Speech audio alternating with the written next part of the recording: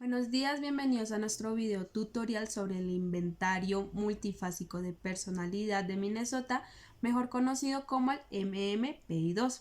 En este video hablaremos acerca de la prueba, qué es, todo lo que abarca, cómo se aplica, cómo se califica y cómo se interpretan los resultados.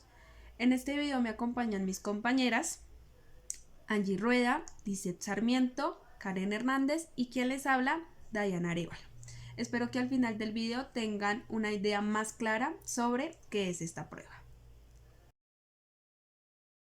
El inventario multifásico de la personalidad de Minnesota es uno de los instrumentos más utilizados dentro de la psicología para evaluar la personalidad, las características psicopatológicas globales y específicas de la persona o las alteraciones psicosomáticas. Este inventario de constructos de personalidad se compone de 567 ítems de opción dicotómica en la que la persona debe elegir falso o verdadero según si se identifica con la afirmación o no. Esta prueba da la oportunidad de evaluar las características básicas de la personalidad mediante una serie de escalas, categorizadas como básicas o adicionales. La escala básica consta de 370 ítems, las cuales se dividen en escala de validez y escalas clínicas, mientras que las adicionales permiten ampliar la información de las escalas básicas, discriminando el contenido y la naturaleza de los síntomas. Sus autores son Steve Hathaway, investigador de psicología, y Matt Kinley, jefe del área de neurología. Ellos trabajaban en los hospitales de la Universidad de Minnesota. Trataron de elaborar un instrumento conformado por un compendio de pruebas para detectar la presencia de los principales síndromes clínicos. Las categorías diagnósticas iniciales fueron hipocondriasis, depresión, histeria, desviación psicopática, paranoia, psicastenia, esquizofrenia e hipomanía.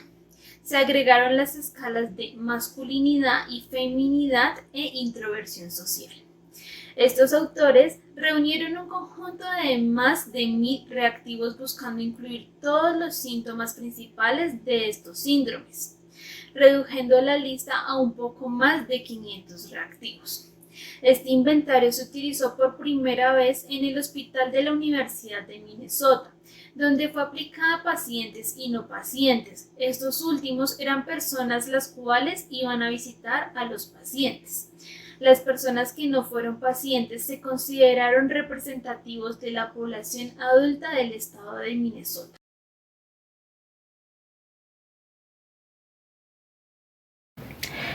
Nosotras para la elaboración de esta prueba decidimos basarnos en la teoría de los 5 grandes factores de la personalidad por McCrae y Costa.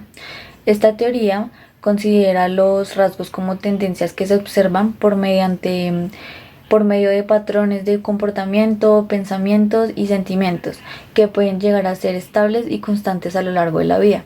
Según McCrae y Costa, estos rasgos también pueden llegar a ser determinados biológicamente, y un ejemplo es el temperamento, que cuenta como un rasgo que, según McCrae, sigue un patrón intrínseco de desarrollo independiente de nuestro ambiente y que es guiado únicamente por nuestras influencias genéticas. Cada uno de los factores que evalúa esta teoría se resume una gran cantidad de características distintas y específicas de la personalidad. Entonces, entre los 5 grandes factores que tratarán de establecer las diferencias individuales de la personalidad, podemos encontrar en primer lugar la extraversión o introversión, que es la cantidad e intensidad de las interacciones interpersonales, el nivel de actividad, la necesidad de estimulación y la capacidad para llegar a la alegría. En las características se puede encontrar la capacidad de establecer relaciones con otros, la preferencia por estar acompañado, la seguridad con uno mismo y el experimentar frecuentemente sentimientos de alegría. El segundo sería la amabilidad, que es la calidad de las interacciones que una persona prefiere tener, y entre las características de este podemos encontrar atribuir buenas intenciones a los demás, la preocupación por las otras personas y la sinceridad genuina tanto con uno mismo como con los demás.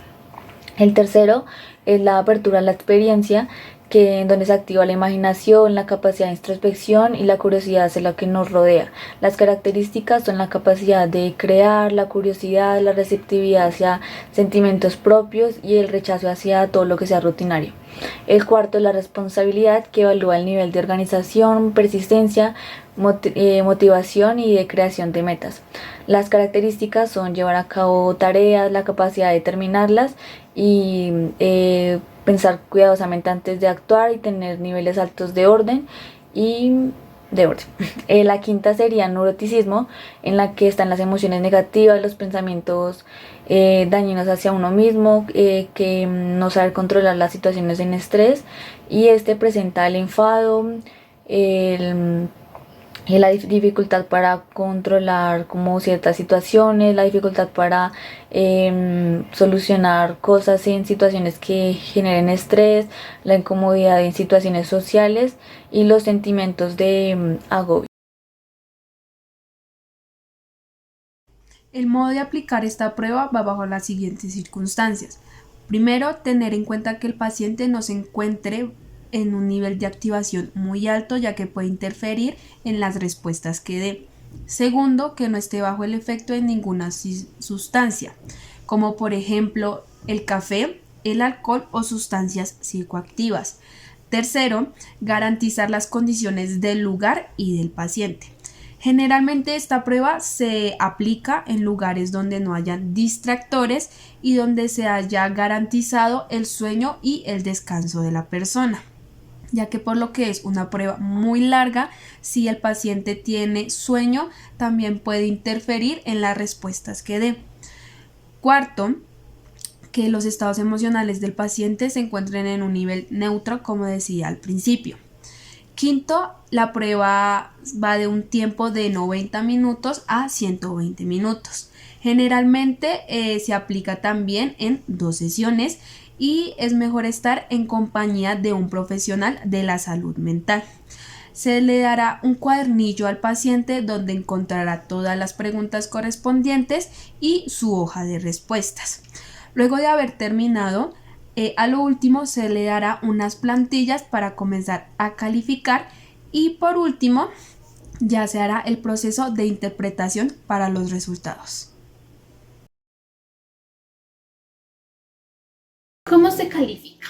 Una vez tengamos las hojas de respuestas contestadas adecuadamente, pasamos a calificar el protocolo obtenido.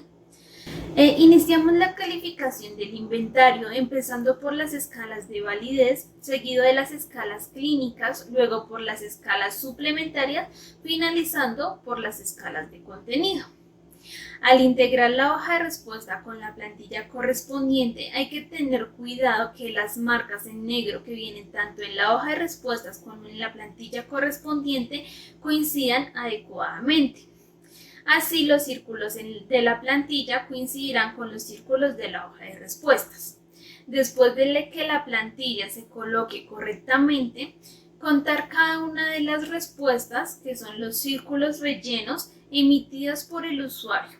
Al terminar de contar, colocamos la respuesta en la hoja de perfil. El procedimiento será el mismo para cada una de las escalas. Luego, todas las escalas son los mismos para las personas de ambos sexos, con excepción de la escala MF, masculinidad, feminidad, con plantillas diferentes para hombres y mujeres. Una vez hayamos hecho el reencuentro de los puntajes de todas las escalas, debemos realizar el ajuste de las escalas HS, que es hipocondriasis, DP, desviación psicopática, PT, psicastenia, ES, esquizofrenia y MA, manía, con el puntaje de la escala K.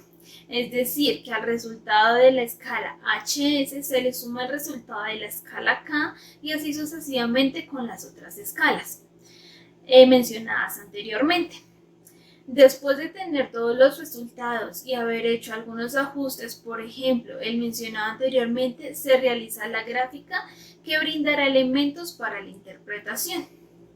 Las puntuaciones obtenidas se basan en notas T, donde la zona de normalidad va de T30 a T65, siendo T50 la media.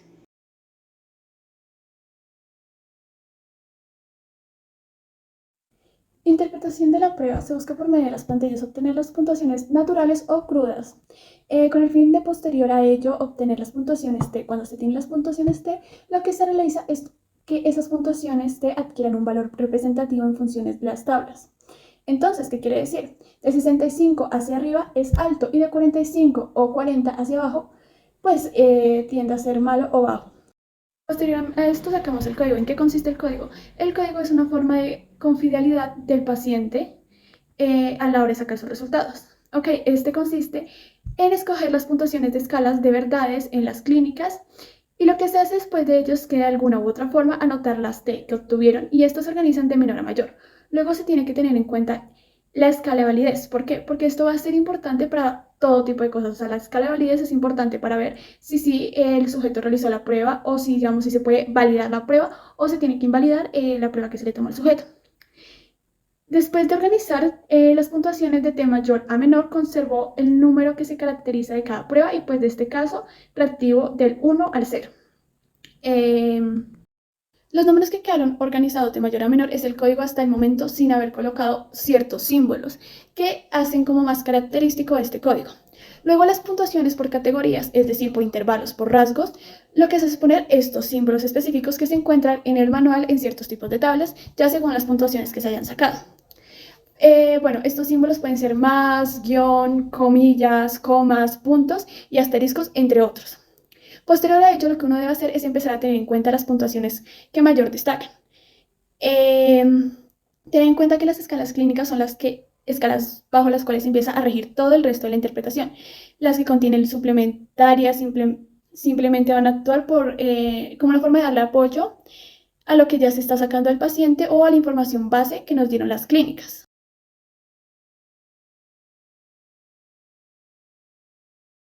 Análisis de los resultados del paciente. Lo primero que se miró fueron los resultados de validez, los cuales nos indican qué tan honesto fue el paciente a la hora de resolver el cuestionario. Qué tan honesto y que si se puede validar o no. Bueno, con estos resultados pudimos ver que el paciente fue bastante sincero, pero que aún así tiende a desvalorizarse mucho en muchas de las preguntas. Por otra parte, es una persona equilibrada emocionalmente, pero que tiene muy poco desinterés en su salud, o sea, en su estado físico es casi nula. Se puede ver que a su vez el paciente puede tender a ser explosivo o se puede irritar con facilidad. Esto también lo lleva a ser a veces impulsivo, a pesar de que, pues digamos que suele pensar bastante las cosas. Solo en algunos aspectos. Sin embargo, también pudimos ver con un contraste en una de las escalas, ya que el paciente suele ser una persona también pasiva, dependiente y sumisa. Suele tener muchas ideas de referencia, que quiere decir que se trata de comparar con las demás personas. Aparte, el paciente demuestra inseguridad. Esta inseguridad viene desde estados físicos hasta el momento de tomar decisiones. A la hora del desarrollo social o de muchas cosas suele ser muy inseguro, suele pensar las cosas mucho antes de tomar cualquier decisión. Eso también lo vuelve un sujeto ansioso, irritable y pues digamos que también puede ser una persona sociable, a la cual pues no le molesta estar en compañía o sola, pero también suele ser muy hiperactiva y dispersa. Suele presentar rasgos o tendencias a angustiarse, inconformidad, lo cual lo lleva a problemas emocionales como depresión, ansiedad, como ya pudimos ver. Estos rasgos llevan a que el paciente sea muy inseguro de sí mismo, como ya habíamos comentado anteriormente, a sentirse incapaz de hacer las cosas, a desvalorizarse, como se dijo al principio, y ponerse por debajo de los demás. Los resultados nos pueden mostrar lo que ya hemos dicho anteriormente, de que puede ser una persona impulsiva o agresiva por lo mismo irritable. Esto tiene que ser en ocasiones específicas y por provocaciones muy fuertes. La persona no posee miedos, o sea, no son prioridad en su vida muchos de los miedos. Aún así tiende a dudar mucho al tomar decisiones en su vida. Esto al mismo tiempo podemos ver que tiene muchos problemas o cargas que no hacen que se sienta cómodo, digamos que lo afectan en su desarrollo social y esto lo lleva a más malestares, a que sufra desinterés por la vida y una tristeza. Las notas mostradas nos muestran que también es una persona que desconfía, que le cuesta confiar en las personas, llevándola a ser pesimista, tener pensamientos pesimistas sobre lo que está pasando, lo que le afectará, y esto puede causar estrés y angustias de las que ya tiene, como ya se ha dicho, tiene varias cargas emocionales en estos momentos. También se presenta una inconformidad por las reglas, tiende a romperlas y a salirse de las normas. Por su parte se ve un muy bajo nivel de autoestima y de autocontexto.